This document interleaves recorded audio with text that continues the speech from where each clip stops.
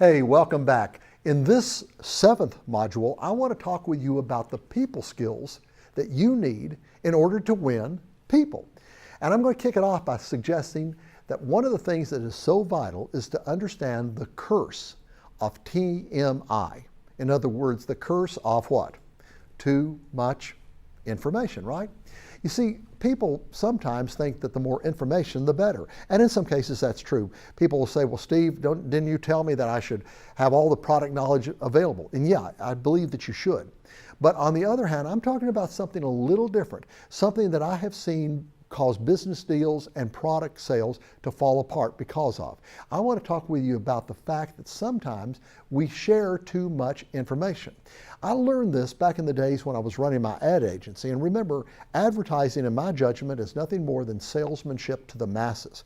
And I noticed something.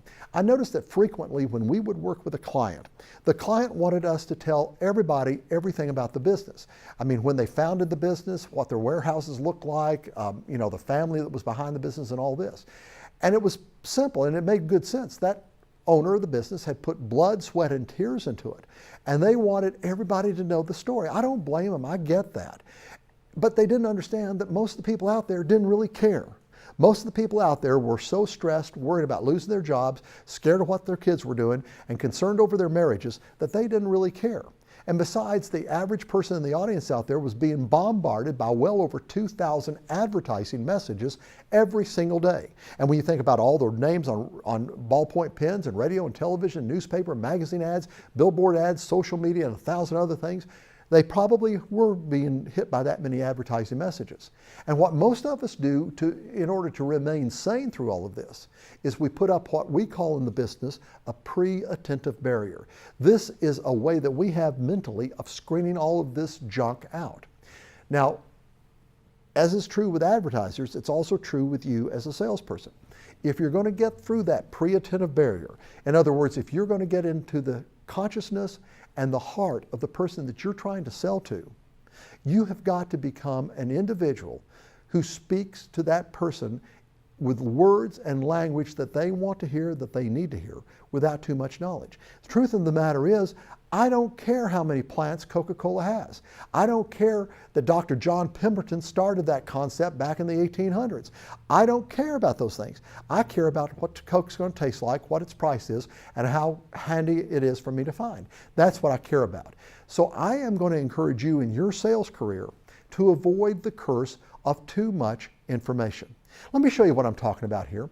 In advertising, we see this all the time. We see advertisers whose advertising doesn't work because of too much information.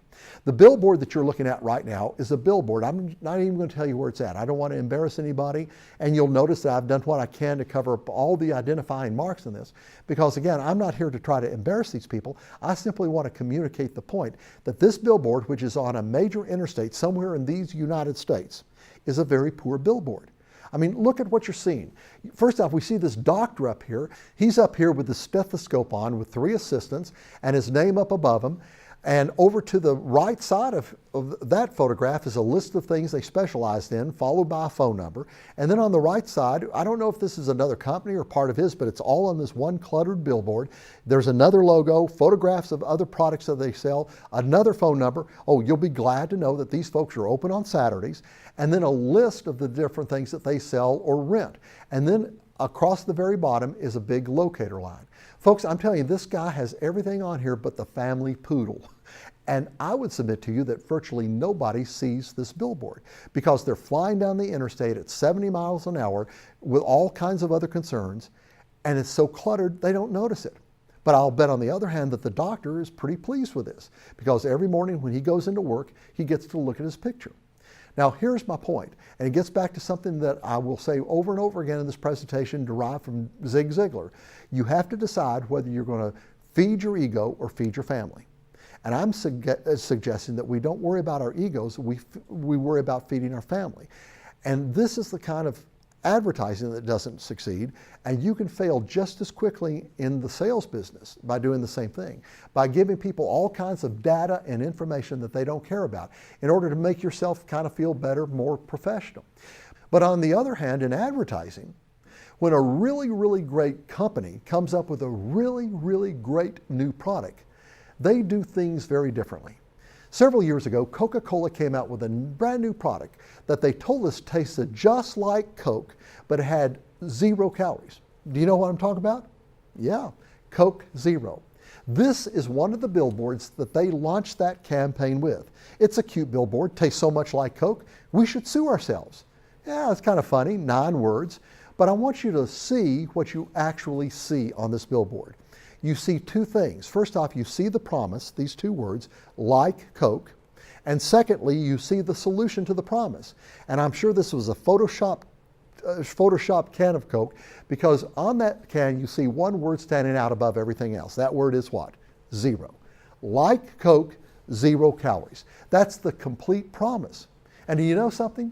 This was one of the most successful product launches of the entire decade. In order to be heard as a salesperson, your message has to be different from everybody else's. You have to do it differently. Even though you may have a competitive product, you have to do it differently. You have to keep it simple, don't complicate crowbars, and you have to be focused on the benefits that you're delivering to the other person. They don't care that you have a big fancy building. What they care about is whether their product is going to be on their dock when it's supposed to be. That's what we have to focus on. So I encourage you in the very strongest terms possible to avoid 3 sales killers out there. Number 1, avoid industry jargon. Don't do that. I mean, it may make you sound cool in front of the other salespeople, but your buyers don't care about this, and it likely will confuse them. Number 2, fast talk. Stay away from fast talk. And I know here I am running at 600 words a minute with gust up to 1,200. And I have my own problems with this. But when you're talking to a new client, and especially when you're communicating important data, you need to slow down and become surgically precise. Zero in and communicate it in a slow, deliberate, and meaningful way. This is key. And thirdly, you need to not be speaking in shorthand.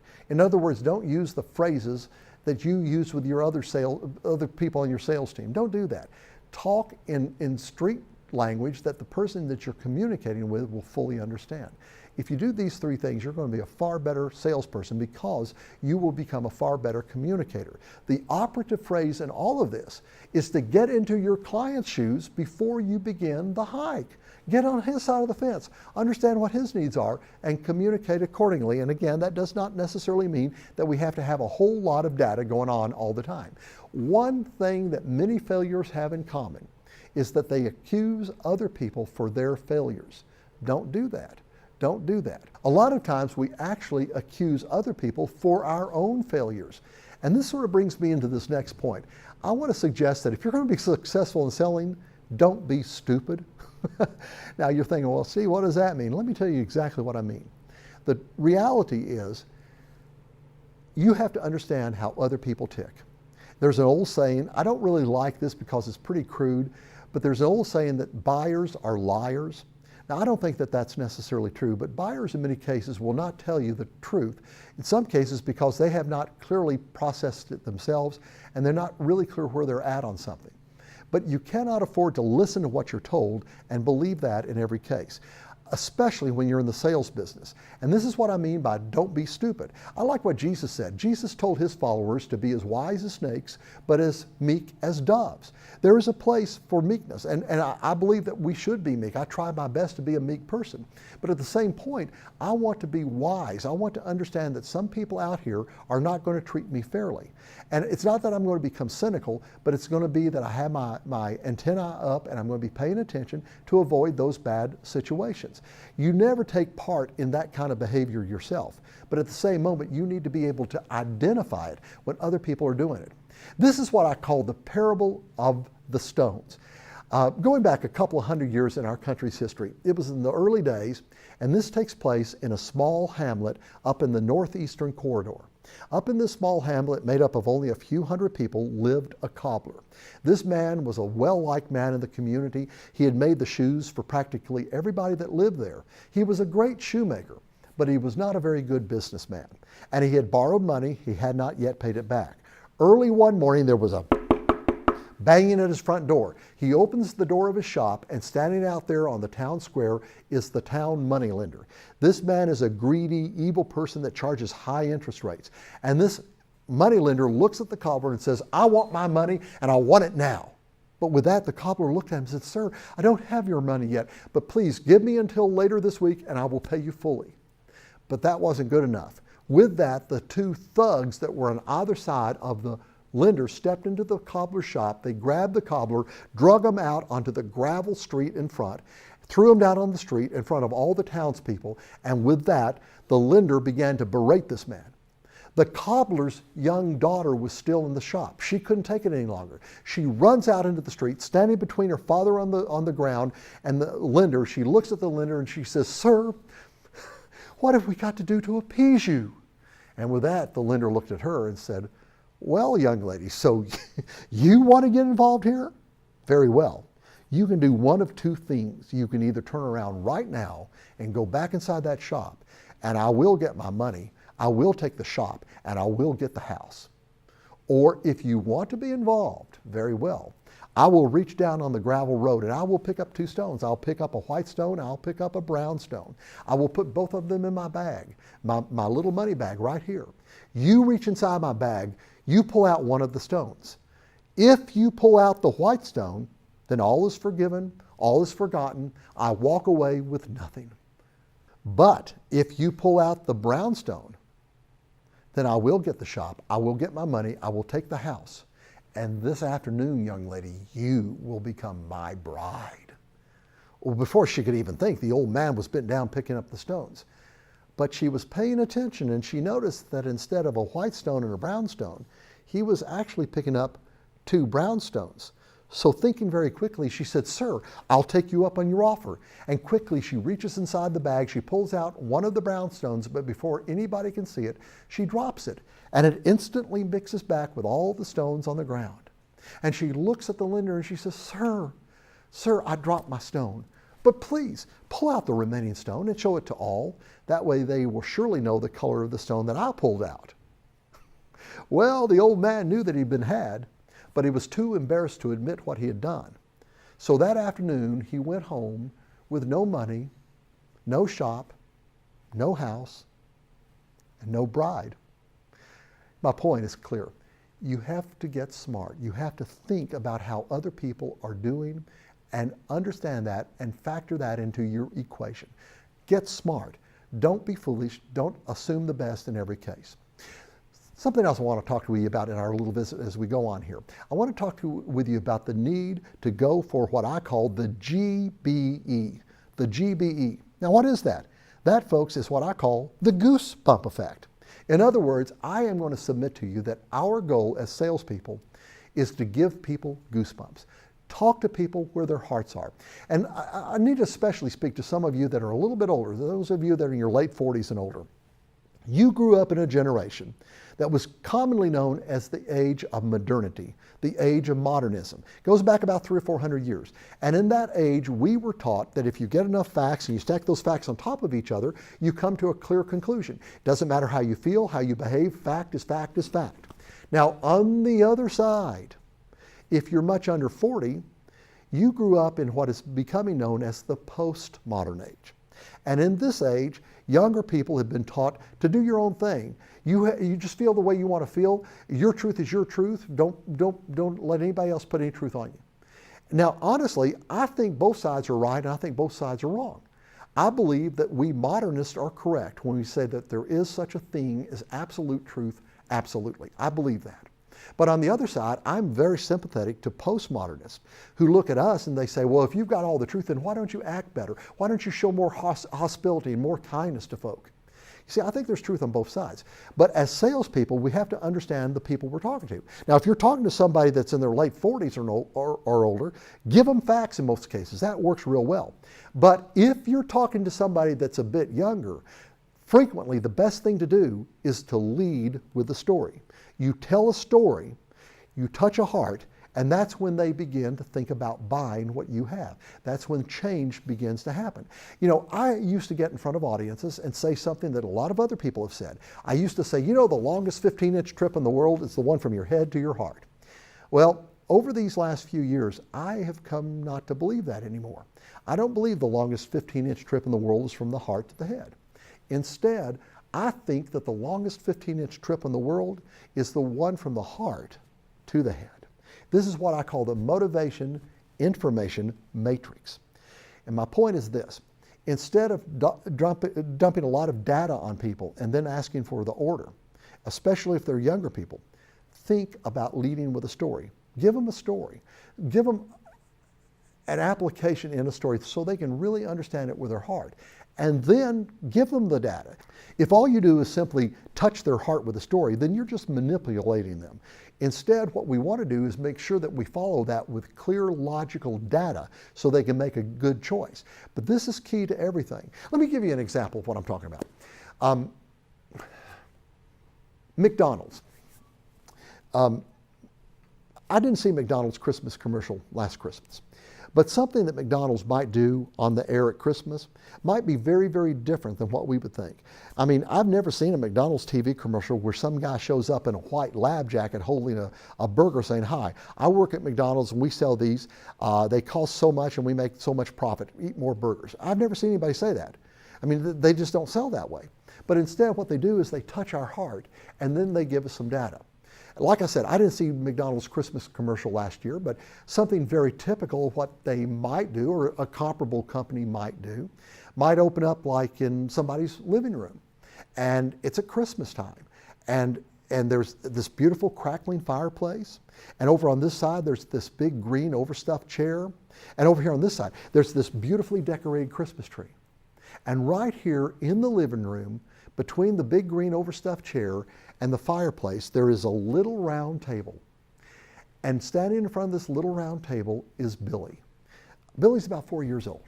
And Billy's putting cookies out. Big brother comes dribbling his ball through the living room, looks over his shoulder and says, "Billy, what are you doing?" Billy says, "Oh, I'm putting out cookies for Santa Claus. He's coming, you know." And with that, big brother looks at him and says, "Billy, you're crazy. There is no such thing as Santa Claus." And with that, he dribbles the ball out of the living room and he leaves behind this crushed shell of a little brother. No Santa? Next scene, middle of the night. Everybody in the house is sound asleep except for Billy. Billy is upstairs in his bedroom, holding his covers, holding his teddy bear, and he's crying. No Santa Claus. I know what I'm going to do. I'm going to get up and I'm going to go downstairs and I'm going to check. And if my cookies are gone, that proves there's got to be a Santa. So with that, little Billy gets out of his bed, blanket and teddy bear in his hand. He walks down that dark hallway, down the dark staircase into the living room. The living room is all dark except for that glowing fireplace. So he walks in that direction. And just as he gets close, Billy's little feet glue to the floor. He gets up his courage. He walks around the side of that big green overstuffed chair and he looks down at his little round table. And his cookies are both still there. His brother's right. There's no Santa Claus. So Billy turns to go back to bed. But just as his first foot hits that first step, this big old white gloved hand drops down on his little set of shoulders. And Billy looks up and the voice from the hand says, "Billy, I'm sorry I'm late, but I always enjoy your cookies. Merry Christmas." And then the signature comes up. "Merry Christmas from your friends at McDonald's."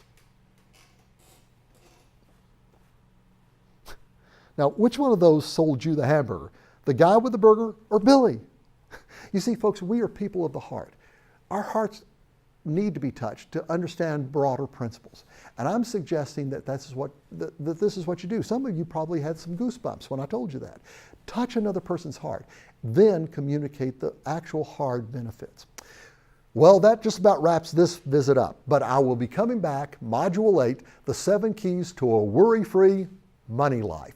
Now you ask me, Steve, why are you talking to me about personal money management in a sales training course? I will tell you. It's because money management and bad money handling is one of the biggest reasons why salespeople fail. It causes all kinds of stress, needless confusion, problems in our lives. If you get your money under control, virtually everything else is going to fit into place very, very nicely. See you then.